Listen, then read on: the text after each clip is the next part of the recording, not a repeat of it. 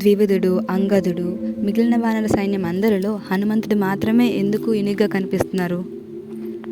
సమర్థత అంటే కేవలం నైపుణ్యం మాత్రమే కాదు.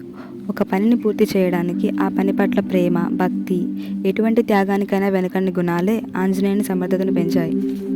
ఎంతో నైపుణ్యం గల వానర సైన్యంలో ఆ సీతారాముల్ని గుండెల్లో దాచుకున్న ఆంజనేయుని భక్తి, ప్రేమ సాటిలేనివి. దీనినే భగవద్గీతలో నిష్కామ కర్మయోగం అంటారు.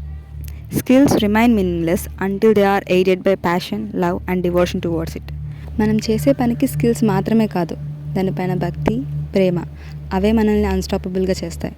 వానర సైన్యంలో అందరికీ ఆంజనేయుడికున్నంత బలం ఉన్నప్పటికీ సీతారాముల పట్ల తనకున్నంత భక్తి, ప్రేమకు సమానమైన వారు లేరు. అందుకే ఆంజనేయుల వారు యూనిక్.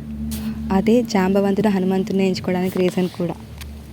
అందరిలో ఆంజనేయుడే ఎందుకు అనే క్వశ్చన్కి ఆన్సర్తో పాటు ఈ స్టోరీ మోరల్ సరిగ్గా అర్థమైంది అనుకుంటున్నాను. నాకు తెలిసి పర్స్పెక్టివ్ కూడా చేంజ్ అయ్యే ఉంటుంది. ఎవరైనా ఏదైనా పనిని మీకంటే బాగా చేస్తున్నారు అంటే మనకి లేని బ్రెయిన్ పవర్ కాదు రీజన్, వాళ్ళకి ఉన్న ఇంట్రెస్ట్, డివోషన్ అండ్ ప్యాషన్. ఆంజనేయుడికి సీతారాముల పట్ల ఉన్న భక్తి, ప్రేమలాగా.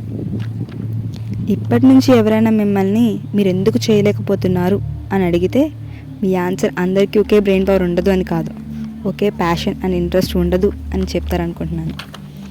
అండ్ ఫైనల్లీ, ఎప్పుడూ చెప్పేదే, target and chase infinity, but from now on conditions apply with interest, passion and devotion towards it.